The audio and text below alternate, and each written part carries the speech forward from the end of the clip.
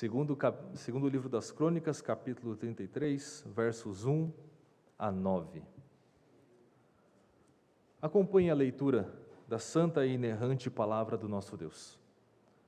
Tinha Manassés 12 anos de idade quando começou a reinar, e 55 anos reinou em Jerusalém. Fez o que era mal perante o Senhor, segundo as abominações dos gentios que o Senhor expulsara de suas possessões, de diante dos filhos de Israel. Pois tornou a edificar os altos que Ezequias, seu pai, havia derribado. Levantou altares aos Baalins e fez postes ídolos, e se prostrou diante de todo o exército dos céus e o serviu.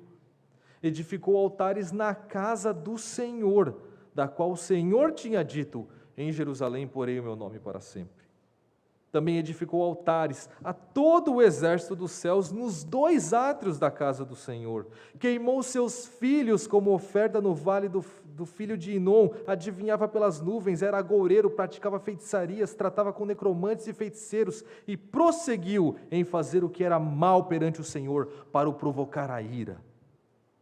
Também pôs a imagem de escultura do ídolo que tinha feito na casa de Deus, de que Deus dissera a Davi e a Salomão seu filho: nesta casa e em Jerusalém, que escolhi de todas as tribos de Israel, porei o meu nome para sempre. E não removerei mais o pé de Israel da terra que destinei a seus pais, contanto que tenham cuidado de fazer tudo o que lhes tenho mandado, toda a lei, os estatutos e os juízos dados por intermédio de Moisés. Manassés fez errar a Judá e os moradores de Jerusalém, de maneira que fizeram pior do que as nações que o Senhor tinha destruído de diante dos filhos de Israel. Até aqui a leitura da santa palavra do nosso Deus. Vamos orar, clamando a Deus pela iluminação do seu Espírito. Amado Deus, a Tua palavra foi lida, Tua palavra que não falha e não erra. Senhor, abre os nossos olhos para que contemplemos as maravilhas da Tua lei e dá-nos um coração que guarda a Tua palavra para não pecarmos contra Ti. Ensina-nos, exorta-nos, encoraja-nos, em nome de Cristo Jesus. Amém. Amados, o título do sermão desta manhã é: Nós precisamos de um rei. Nós precisamos de um rei. Eu quero que essa afirmação fique martelando no seu coração, na sua mente, durante todo este sermão. Mas eu não irei explicá-la agora. Eu quero que você fique em todo o tempo da exposição pensando: nós precisamos de um rei. Nós precisamos de um rei. Eu quero que o próprio texto impacte você com isso no final. O fato de que nós precisamos de um rei. A primeira coisa que eu quero falar sobre a exposição deste texto é sobre a sua estrutura. A estrutura deste texto é uma estrutura famosa na literatura bíblica e ela fica evidente pela própria leitura do texto. Os irmãos devem ter percebido que o texto é meio repetitivo. Você percebe assim, o texto repete algumas partes, algumas frases, e isso é intencional. É assim que o cronista quis escrever este texto. Essas repetições não são aleatórias. Perceba que o texto começa com uma espécie de título, falando sobre Manassés, tendo 12 anos quando começou a reinar, e reinando durante 55 anos em Jerusalém. E depois os versos 2 a 9 descrevem a malignidade de Manassés, e de uma maneira repetitiva, com uma cadência que a gente consegue discernir. Perceba, o verso 2 e o verso 9 enfatizam uma comparação com as nações ao redor de Israel. Tanto o verso 2 quanto o verso 9 falam disso. Os versos 3 a 5 e os versos 7 e 8 falam sobre a idolatria de Manassés e sobre o fato de ele ter profanado a casa de Deus. E quem fica bem no meio é o verso 6. Essa estrutura de que o começo parece com o fim, o intermediário parece com o intermediário e o meio se destaca, é uma estrutura chamada quiasmo. Olha só, hoje você aprendeu uma palavra nova já. Quiasmo. Ela começa do jeito que termina. Mais ou menos como uma música que começa com a introdução, depois vem para uma parte mais alta em destaque e termina com a mesma introdução. Ou mais ou menos como Um sanduíche que começa e termina com pão e tem o recheio no meio? Essa escadinha, este vai e vem, é usado pela literatura bíblica para enfatizar o que está no meio, para enfatizar o que está no centro. O verso 6 está em destaque neste texto, porque ele enfatiza a malignidade pactual de Manassés. Então, se nós olharmos o texto do começo ao fim, a gente percebe que ele fala de nações influenciando Israel, depois idolatria e no meio perversidade. Nações, idolatria, perversidade. Essa é a estrutura do texto. Então, por causa disso, a gente não vai expor o texto verso a verso. A gente vai expor o texto na estrutura em que ele foi construído. Vamos começar pelas pontas, depois para as partes intermediárias, e a gente termina com o miolo, com o centro, com o cerne do texto. Então, vamos começar pelas pontas. Nas pontas do texto, a ênfase está na comparação às nações que habitavam Canaã antes de o Senhor a dar a Israel.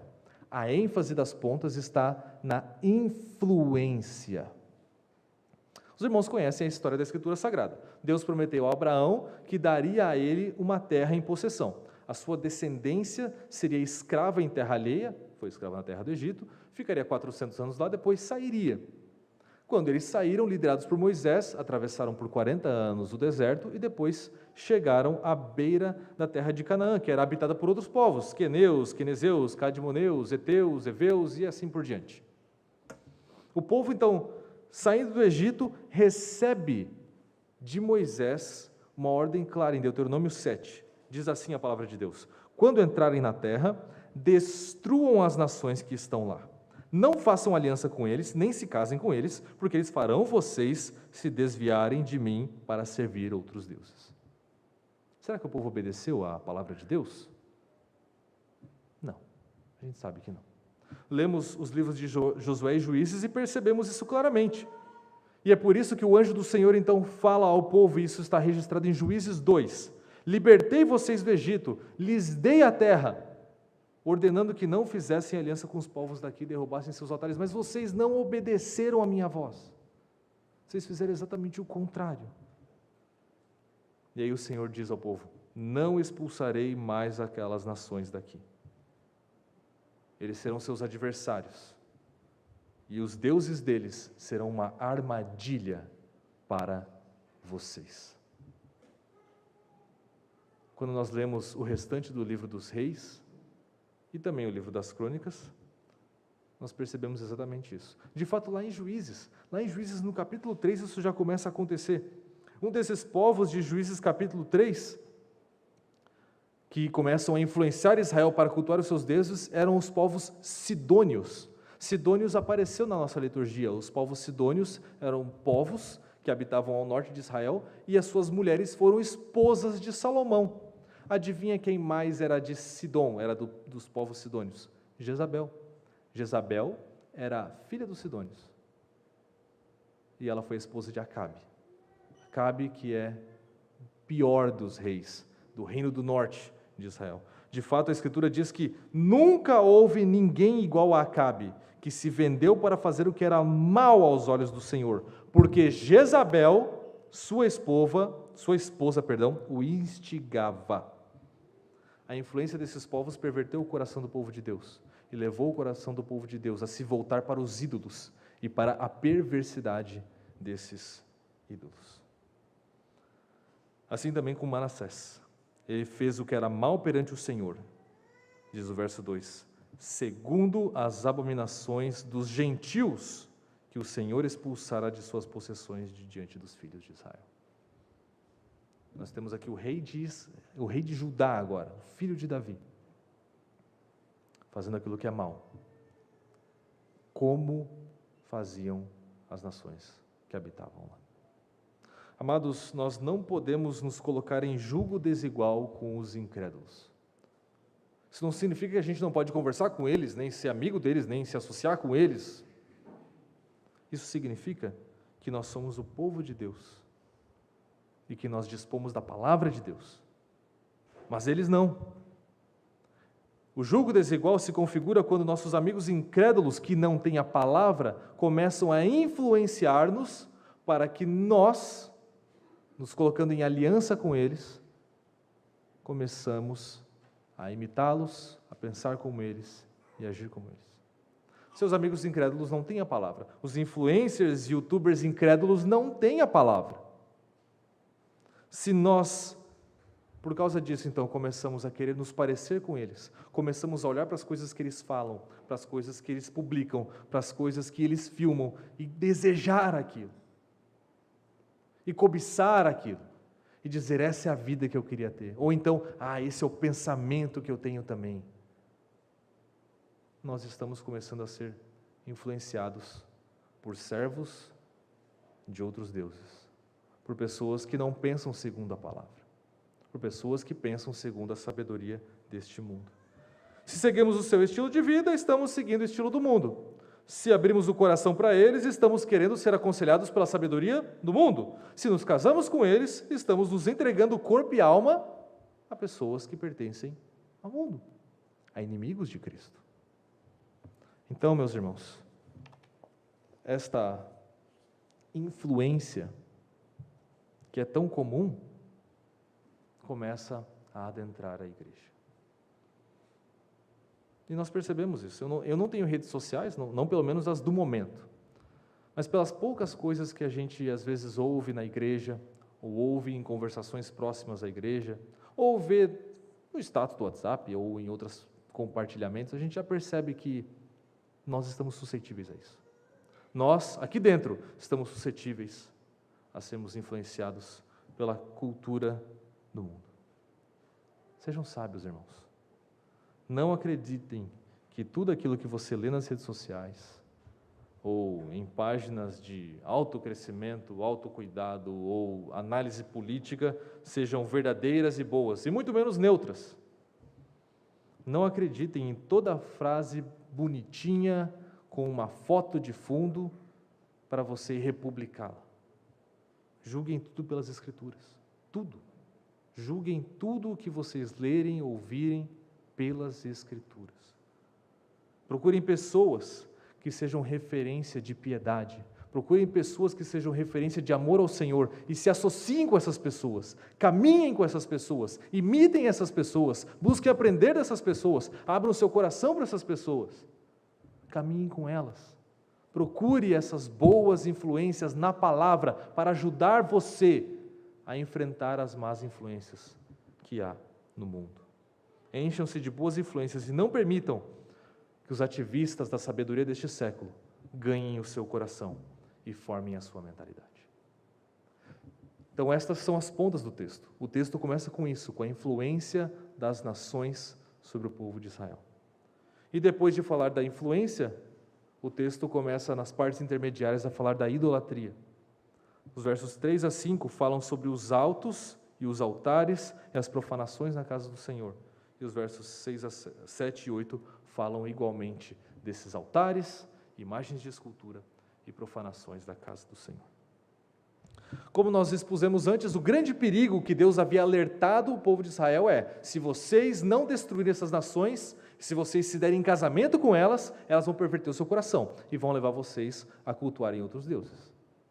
Esse foi o alerta de Deuteronômio 7, essa foi a realidade de Juízes 2 e 3, essa foi a realidade de 1 Reis 11, no texto que nós lemos sobre Salomão.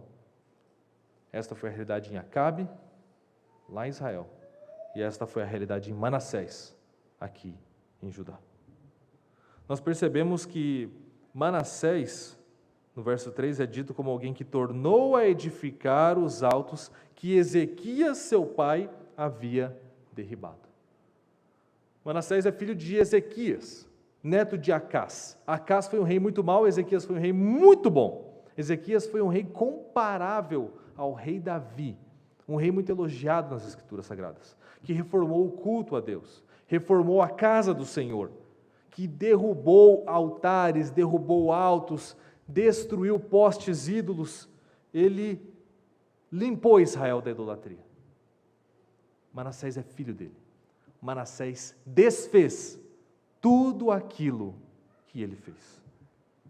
Diz o texto que ele voltou a edificar esses altos, fez altares para Baal, para Astarote, adorou todo o exército do céu, ou seja, sol, lua, estrelas, planetas, e profanou o templo do Senhor, a habitação do nome de Deus, que era o lugar mais importante do mundo, com os seus altares e os seus ídolos.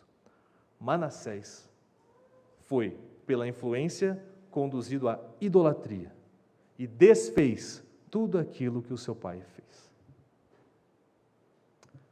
Amados, a primeira coisa que nós aprendemos nesse texto, então, é que todos os seres humanos são adoradores. Se desviamos a adoração do Senhor, iremos adorar alguma outra coisa. O coração do ser humano anseia por adoração. Ele foi criado assim, criado adorador. E por causa disso, ninguém é neutro. As pessoas sempre adoram alguém ou alguma coisa. E assim, tudo aquilo que elas falam e fazem são conduzidos para a adoração a este alguém ou a esta coisa. Se nós nos deixamos influenciar, retornando ao tópico anterior, por estes adoradores, em breve nós estaremos adorando aos seus falsos deuses. Vamos dar um exemplo bem claro disso. Colossenses 3,5 fala que a avareza é idolatria. Então nós não estamos falando somente de ídolos de prata, de bronze, de madeira, de qualquer outra coisa. Estamos falando de dinheiro. E aí então você começa a seguir páginas que falam sobre investimentos, dinheiro, economia e coisas do gênero. E aí você começa a ouvir estas pessoas. Essas pessoas claramente se mostram pessoas que não pensam nestas áreas segundo a palavra de Deus. Porque a palavra de Deus tem muito a dizer sobre dinheiro, sobre economia, sobre como você gere a sua casa. Mas você não quer aprender da palavra, você quer aprender de outras fontes. Ok, legal. Essas fontes começam a revelar que de fato eles são adoradores do dinheiro. O que eles querem fazer é acumular mais, é ganhar mais, é ter um melhor padrão de vida. Sempre mais para si mesmo, sempre mais para servir a si mesmo. E você lê aquilo, e você consome aquilo, e você absorve aquilo com naturalidade, dizendo, não, é assim que a vida é. É assim que as pessoas são, esse é o padrão. Não tem nada de mal em querer enriquecer um pouquinho. Não tem nada de mal em querer dar uma vida melhor para a minha esposa e para os meus filhos. É assim que nós homens costumamos mascarar esse tipo de idolatria. A gente diz que é para conseguir uma vida melhor para nossa esposa e nossos filhos, mas o Senhor conhece o nosso coração. Se nós continuarmos consumindo este conteúdo sem o filtro da palavra de Deus, muito em breve nós começaremos a adorar esses deuses também. Nós tiraremos a nossa adoração ao Senhor e começaremos a adorar Mamon. Começaremos a amar o dinheiro, e o amor ao dinheiro é a raiz de todos os males, segundo o apóstolo Paulo. Logo, nós começaremos também a sermos evangelistas desse falso Deus. Isso aqui é maravilhoso, porque você não só consome o conteúdo, mas você começa a compartilhar este conteúdo. Quando você começa a compartilhar este conteúdo, o que você virou? Um evangelista do dinheiro, em vez de ser um evangelista do Senhor. Em vez de propagarmos as boas novas de Cristo Jesus, nós propagamos as boas novas de que quem tem dinheiro é feliz e de que o objetivo da vida humana é acumular mais e ter mais. Nós nos tornamos apóstolos, profetas, evangelistas de falsos deuses. Já parou para pensar nisso alguma vez? De como aquilo que a gente compartilha é uma proclamação, é uma pregação, é uma evangelização? Então, tenhamos cuidado, irmãos. Tenhamos cuidado, porque isso pode se tornar a nossa vida com qualquer outro ídolo. Não só o dinheiro. Pode ser a fama, bens, figuras políticas, ideologias políticas, conforto, descanso, viagens, qualquer outra coisa. Se nós nos deixarmos influenciar, nós nos tornaremos idólatras. E nós passaremos a adorar alguma outra coisa que não é o Senhor. Não permita isso, irmão. Não permita que façam com você o que fizeram com Manassés. Que o influenciem a ponto de você se desviar do único Deus para começar a idolatrar falsos deuses. Mas ainda há uma outra coisa que nós aprendemos com este trecho da exposição. Eu quero resumir isso em uma frase. Nossa igreja está sempre a uma geração da apostasia. Nossa igreja está a uma geração da apostasia. Imagine a alegria do povo de Deus com o reinado de Ezequias. A casa do Senhor sendo reformada, o culto sendo reformado, eles voltam a celebrar a Páscoa, os altos são derribados, estão picotando imagem de Baal e de Astarote em toda a terra de Israel, porque ele não fez isso só em Judá, ele fez em Israel também, que já tinha sido eliminado do mapa. Purificou a terra. Uma geração depois, Manassés desfez tudo o que o seu pai fez. Uma geração depois, Manassés fez pior do que havia sido feito anteriormente. Ezequias foi um dos melhores reis de Judá e o seu filho foi um dos piores. Por isso, meus irmãos, cuidem dos seus filhos. Cuidem dos seus filhos. Não ensinem os seus filhos a serem da igreja. Ensinem os seus filhos a amarem o Senhor. Ensinem os seus filhos a amarem a palavra. Ensinem os seus filhos a amarem o povo de Deus. Ensinem os seus filhos a guardar a palavra no coração, a decorar a Escritura. Ensine-os a quando acordarem dizerem, bendito seja o Senhor dos céus e da terra. Ensine o Senhor a quando pecar dizer, Senhor, eu nasci em iniquidade, em pecado me concebeu a minha mãe. Ensine os seus filhos a amar a Deus.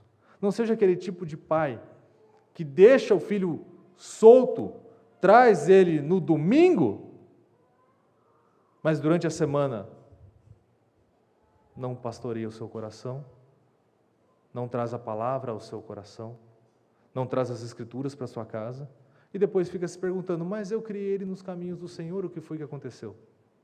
Criar um filho nos caminhos do Senhor não é jogar ele dentro de um pátio de uma igreja uma vez por semana. Isso não é criar os filhos nos caminhos do Senhor. Nós precisamos continuar em todo o tempo batalhando contra o mal. A batalha contra o mal é muito árdua. Todos nós somos pecadores. Todos nós somos inconsistentes. E por isso esta luta diária pela santificação nossa e da nossa casa precisa ser batalhada com unhas e dentes, com o joelho no chão, com a palavra de Deus no nosso coração e nos nossos lábios. Nossa igreja está uma geração da apostasia. Não se iluda pensando, estou numa igreja saudável, estou numa igreja bíblica, a igreja está bem, a igreja está crescendo, daqui agora é só vento em popa, não precisa de trabalho concluído. Não está concluído. Nossa igreja está a uma geração da apostasia. Precisamos ensinar nossos filhos a conhecer mais o Senhor e amar mais o Senhor. Se não o fizermos, quem sabe o que vai virar este terreno dessa igreja daqui a 50 anos? Será que seremos como as igrejas da Europa, que estão sendo vendidas para se tornarem boates, bares, hotéis, restaurantes? Está uma geração disso acontecer, se nós não cuidarmos de nós e da nossa casa. E por fim, falaremos do cerne do texto. Nas pontas do texto, a influência dos incrédulos. Nas partes intermediárias, a idolatria dos incrédulos entrando no povo de Deus. Na parte central, perversidade, malignidade. E de fato, essa descrição da malignidade de Manassés no verso 6 ecoa, ou quase cita, um outro texto de Deuteronômio. Eu quero que você acompanhe com os olhos 2 Crônicas 33:6. 2 Crônicas 33:6. Ali, queimou seus filhos como oferta. Acompanhe esse texto enquanto eu leio Deuteronômio 18. Eu vou ler Deuteronômio 18 e você vai acompanhar 2 Crônicas 33:6. Perceba as semelhanças. Quando entrares na terra que o Senhor teu Deus te der, não aprenderás a fazer conforme as abominações daqueles povos. Não se achará entre ti quem faça passar pelo fogo o seu filho ou a sua filha, nem adivinhador, nem prognosticador, nem agoureiro, nem feiticeiro, nem encantador, nem necromante, nem mágico, nem quem consulte os mortos, pois todo aquele que faz tal coisa é abominação ao Senhor, e por estas abominações o Senhor teu Deus os lança de diante de ti. Perfeito serás para com o Senhor teu Deus. Você percebeu? É quase igual. Isso aqui é uma advertência de Moisés.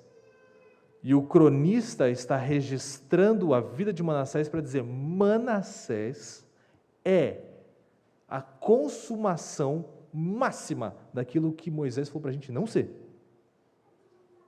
Moisés falou assim, olha só, não imite nada do que eles fazem, não imite o fato de eles queimarem seus filhos, não imite o fato de serem feiticeiros, não imite o fato de serem agoureiros, não imite o fato de consultarem necromantes.